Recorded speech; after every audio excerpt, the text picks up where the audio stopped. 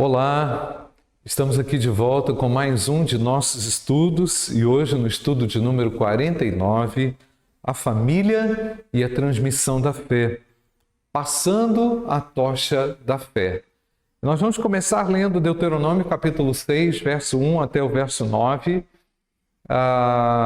que diz assim: são estes os mandamentos, os estatutos e os juízos que o Senhor seu Deus ordenou para que fossem ensinados a vocês, para que vocês os cumprissem na terra em que vão entrar e possuir, para que durante todos os dias da sua vida, vocês, os seus filhos e os filhos dos seus filhos temam o Senhor, o seu Deus, e guardem todos os seus estatutos e mandamentos que eu lhes ordeno, e para que os seus dias sejam prolongados. Portanto, escute Israel e tenha o cuidado de cumprir esses mandamentos, para que tudo lhes corra bem e vocês muito se multipliquem na terra que mana leite e mel, como o Senhor, o Deus dos seus pais, lhes prometeu. Escute Israel, o Senhor nosso Deus é o único Senhor. Portanto, ame o Senhor, seu Deus, de todo o seu coração, de toda a sua alma e com toda a sua força. Estas palavras que hoje lhe ordeno estarão no seu coração.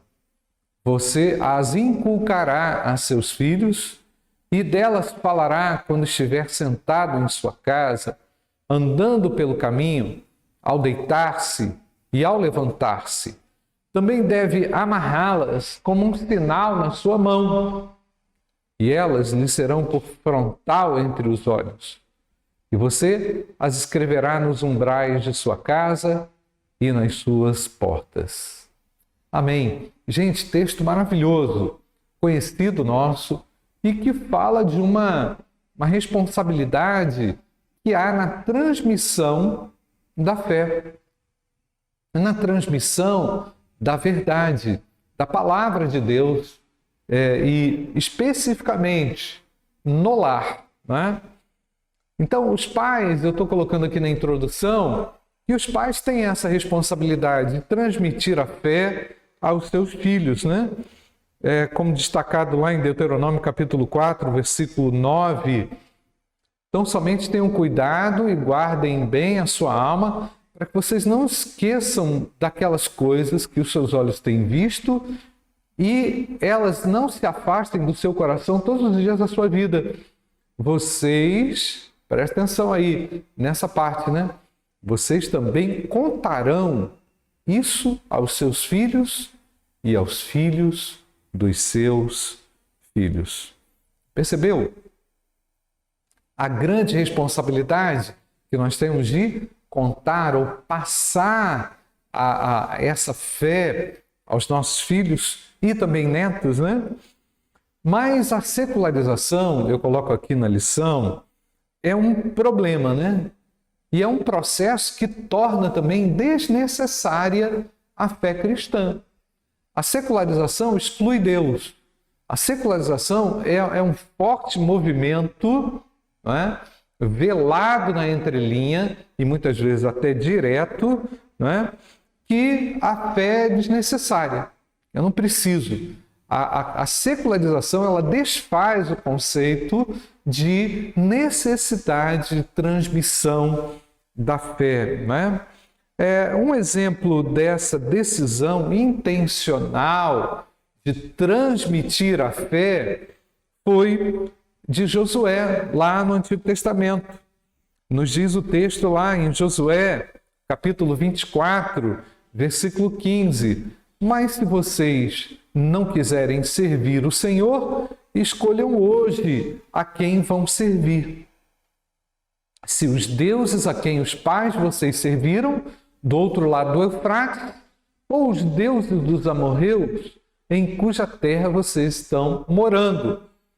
Eu e a minha casa serviremos ao Senhor. Um outro exemplo que eu coloquei aqui na introdução, e agora no contexto do Novo Testamento, encontra-se lá em Atos, capítulo 16, versos 29 até o verso 33. Então o carcereiro, tendo pedido uma luz, entrou correndo e trêmulo, prostrou-se diante de Paulo e Silas.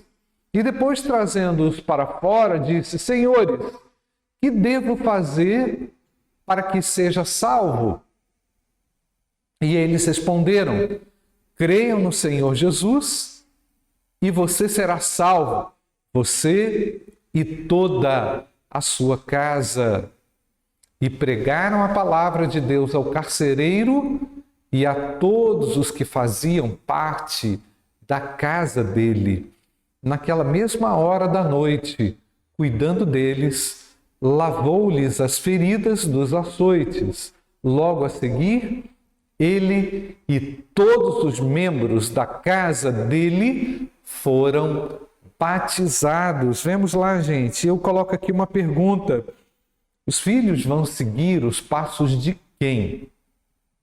Se os filhos não seguirem os passos dos seus pais, não é? E pressupondo que esses pais são os pais cristãos, né? Nascidos de novo, eles vão seguir os passos de alguém, não é? Alguma outra influência será exercida sobre os nossos filhos, não é?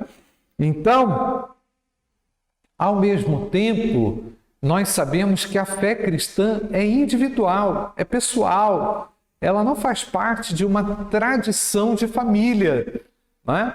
Sabemos que o indivíduo faz uma escolha, ele toma uma decisão e ele é livre para fazer isso, não é? Inclusive para não aceitar. Contudo, é dever dos pais, é um papel integrante dos pais comunicar a fé, pregar, anunciar a fé aos seus filhos, não é?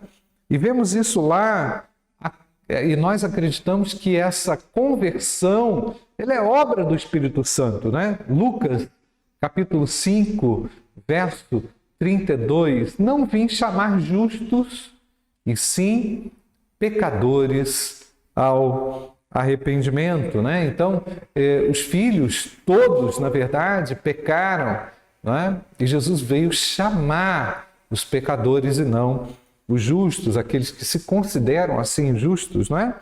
Então, essa obra, ela precisa acontecer pela ação do Espírito Santo, mas por influência dos pais. Então, os pais, eles devem se sentir no privilégio de comunicar o Evangelho a seus filhos. E aqui eu já faço uma aplicação, né? Ao cristão foi dado esse privilégio de comunicar a fé através da sua vida, do seu exemplo, né? Então, pensando que somos comprometidos em transmiti-la aos outros e principalmente aos familiares, eu pergunto: como você tem cumprido esse compromisso? Quero que você pense nisso. E vamos avançar como exemplo de casa, né? Eu tenho que destacar aqui, coloquei isso na lição, né? Que o nosso exemplo, ele fala muito alto. O nosso exemplo, ele gera uma influência na vida dos nossos filhos, né? O exemplo, o bom exemplo, ele é usado também pelo Senhor para atrair vidas para si, não é? Tudo que é construído no lar e feito no lar, é importante destacar isso aqui, tem que ser feito de modo intencional e não acidental. O pai, a mãe, sabendo do valor do testemunho, né, do valor do exemplo, age de forma intencional, não é? Para que esse exemplo cristão seja experimentado também pelos seus filhos, né? Então, o exemplo de casa é chave também para que Jesus Cristo seja conhecido pelos filhos, né? O texto de Deuteronômio 6, 5 e 6 são essas orientações. Portanto, ame o Senhor, né, de todo o seu coração, de toda a sua alma, com toda a sua força. E essas palavras que hoje lhe ordeno estarão no seu coração, né? Então, esse ensino, ele é um ensino a partir do exemplo e transformador. ele produz um impacto transformador na vida dos filhos, né? O livro, citei aqui um livro, eu li parte de um livro e coloquei aqui, de John Drescher. Ele afirma que os seus livros, o nome do livro é Passando aos Filhos a Tocha da Fé. Ele afirma que os filhos no lar percebem emoções e percebem também sentimentos, né? As motivações dos pais com a escola bíblica e com o aprendizado bíblico é contagiante ou é algo cansativo, né? Então, caso seja contagiante, os filhos irão se interessar. A forma como os temas espirituais são tratados dentro de casa também cativa ou não cativa os filhos. É verdade, não é? E o John Drescher, ainda no livro dele, enfatiza. E as perguntas surgem, então, o que você ama de todo o coração? O que é que realmente tem o primeiro lugar no seu coração? Certamente os seus filhos irão sentir por Deus o mesmo que você sente, né? Ou a empolgação ou a apatia. Certamente a fé cristã é muito mais do que um sentimento. Eu não estou falando que a fé é um sentimento, né? E ela é muito mais também do que uma empolgação. Mas o exemplo dos pais aponta para o que realmente os filhos darão atenção, não é? Então destaca-se aqui a importância de uma liderança responsável dentro de casa. Uma liderança espiritual, né? E aí tem um texto lá que eu coloquei também como exemplo, porque depois da morte de Josué, uma geração inteira se perdeu. O que foi que aconteceu? Juízes, capítulo 2, de 7 até o verso 12, nós vamos ler esse texto. O povo serviu o Senhor todos os dias de Josué, todos os dias dos anciãos que ainda sobreviveram por muito tempo depois de Josué e que viram todas as grandes obras que o Senhor tinha feito por Israel.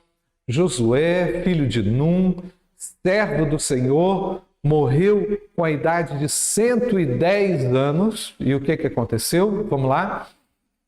Foi sepultado em sua própria herança, em Timnat-Heres, na região montanhosa de Efraim, ao norte do monte Gaás. Toda aquela geração também morreu e foi reunida aos seus pais. Olha só, hein? E depois dela se levantou uma nova geração que não conhecia o Senhor, nem as obras que ele havia feito por Israel. Então os filhos de Israel fizeram o que era mal aos olhos do Senhor, servindo a Baalins. Deixaram o Senhor, Deus de seus pais, que os havia tirado da terra do Egito, e seguiram outros deuses, os deuses dos povos que havia ao redor deles, e os adoraram e provocaram o Senhor a ira.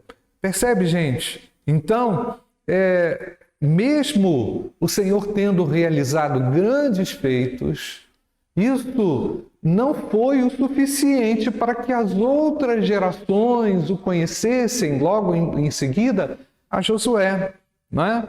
Então, por isso o texto fala em Deuteronômio capítulo 4, versículo 9, é importantíssimo.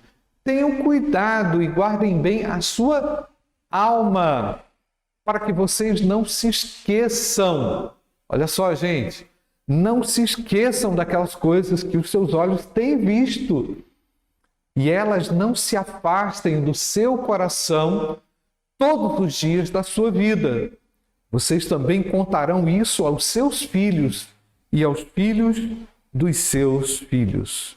Gente, algo na transmissão, na perpetuação da fé aconteceu. É bem provável que o povo tenha se acomodado nas suas casas, nas suas vilas, nos seus afazeres, enquanto estavam na luta, enquanto estavam na peregrinação, não se sentiam donos, não se sentiam proprietários, não se apegavam àquilo que é passageiro. Olha só a importância disso, hein, gente? Então, por um outro lado, a gente sabe que a libertação desse cativeiro do pecado, ela só pode ser encontrada através de um encontro real com o Filho de Deus. Não é uma questão de família, de fé, de ensinamento, é uma questão de experiência com o próprio Deus, né? E essa é a única esperança para pais e filhos, para o mundo, eu coloquei aqui na lição, não é? Então, eu coloquei também aqui uma pesquisa feita pelo Instituto Haggai, que ele perguntou o seguinte: como é que as pessoas se converteram ao Evangelho? E olha só, coloquei lá todas as estatísticas. Programa de televisão, 1%, filme, 1%, 1,1%, distribuição de literatura, 3%, sermão, 2,4%, programa de rádio, 2,9%, trabalho pastoral, 2,9%, cruzada evangelística, 4,4%, outros meios, 2,1%, através de amigos, olha só, hein, 29,9%, através de parentes, 49,7%. Percebe a importância da sua influência no seu lar? Não é? Então, a fé cristã, ela começa em casa e de forma relacional. E aqui eu faço uma pergunta. O ensino foi confiado primeiramente à família. O ensino foi confiado primeiramente à família e o melhor jeito de ensinar é pelo exemplo. Como você tem transmitido a fé no seu lar? Quero que você pense nisso. Nós vamos avançar. Graça versus legalismo. A fé cristã é de natureza individual e não de natureza familiar e não de uma tradição. Lá em Mateus capítulo 10, versos 34 a 36, diz o seguinte: não pensem que eu vim trazer paz à terra. Não vim trazer paz, mas espada. Pois vim causar divisão entre o homem e o seu pai, entre a filha e a sua mãe, entre a nora e a sua sogra. Assim, os inimigos de uma pessoa serão os da sua própria casa. É interessante, né, gente? Jesus não está dizendo que ele veio bagunçar o lar, que ele veio programar uma guerra nas famílias. Não, ele não está falando isso. Ele está dizendo que a fé cristã, ela gera um posicionamento tão firme que as pessoas não entendem isso. A fé cristã traz uma convicção tão profunda ao coração do homem que as pessoas não entendem a razão disso, que elas se opõem até a isto, né? Então, o texto de Miqueias, capítulo 7, versículo 6, também enfatiza as dificuldades que existem dentro do lar, porque o filho despreza o pai e a filha se levanta contra a sua mãe, a nora contra a sogra. Os inimigos de uma pessoa são os da sua própria casa. Percebe, gente, como por vezes esses conflitos no lar, eles são reais, né?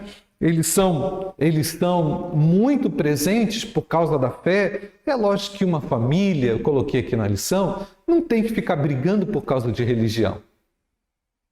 Mas elas, por vezes, esses conflitos são inevitáveis, em razão de posicionamentos firmes que a fé cristã produz no coração do homem, não é?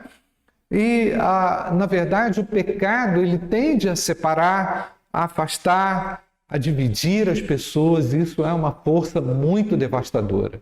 Contudo, isso não justifica você se tornar uma pessoa legalista. O legalismo religioso vai acirrar ainda mais essa peleja, essa luta, né? Quando o assunto é a transmissão da fé, nós estamos falando da graça. Nós não estamos falando da imposição, nós não estamos falando ou defendendo o legalismo religioso, né? O lar não pode ter essa disputa religiosa, né? E as raízes do legalismo religioso, elas são encontradas aonde? Dentro do coração humano, né? Lá dentro, quando a gente deixa a graça do Senhor Jesus Cristo de lado. Olha só que mistura explosiva e abençoada, hein, gente? A graça e o amor de Deus. E o bom senso. Entendeu, gente? Então é muito importante destacar isso, né? Fala aqui um pouquinho mais do legalismo e das dificuldades que isso traz, mas ao mesmo tempo a graça de Deus, ela nos ensina, conforme o texto de Tito, capítulo 2, verso 11 até o verso 15, porque a graça de Deus se manifestou trazendo salvação a todos. Ela nos educa, olha, a graça é educadora, para que, renegadas a impiedade, as paixões mundanas, vivamos nesse mundo de forma sensata, justa e piedosa. Sensatez faz parte disso, tá, gente? Aguardando a bendita esperança e a manifestação da glória do nosso grande Deus e Salvador Jesus Cristo. Ele deu a si mesmo por nós, a fim de nos remir de toda iniquidade e purificar para si mesmo um povo exclusivamente seu, dedicado à prática de boas obras. Ensine estas coisas, também exorte e repreenda com toda a autoridade, que ninguém despreze você. E agora eu quero fazer uma aplicação. A fé cristã é de natureza individual, oferecida por Deus pela sua graça. Porém, o exemplo faz toda a diferença na vida dos familiares. Como você tem exercido a sua fé? De forma legalista ou de forma graciosa? Vamos às considerações finais. O ensino da fé começa no lar. Quem os seus filhos irão seguir? Os lares são os núcleos, coloquei aqui, não é? Onde a tocha da fé deve ser passado de geração em geração. O foco central das famílias cristãs no passado era a fé. Hoje, o secularismo, o legalismo religioso, as posições polarizadas, né? Elas assumem cada vez mais uma forma grandiosa dentro do lar, né? A fé cristã é mais do que uma hora na igreja, 1h30 no culto, é muito mais do que isso, né? Eu assim, desafio a cada pai que me ouve, a cada mãe que me ouve, a exercer com graça de Deus a transmissão desse ensino da fé na sua família. Então, são muitos os desafios que os pais e filhos enfrentam nos tempos de hoje, mas com ações determinadas, planejadas, intencionais, debaixo da sabedoria de Deus e da graça do Senhor, esses pais, servindo de exemplo, sendo eles transformados pelo poder de Deus, exercerão uma influência poderosa para a salvação dos seus filhos. Que Deus abençoe a sua família.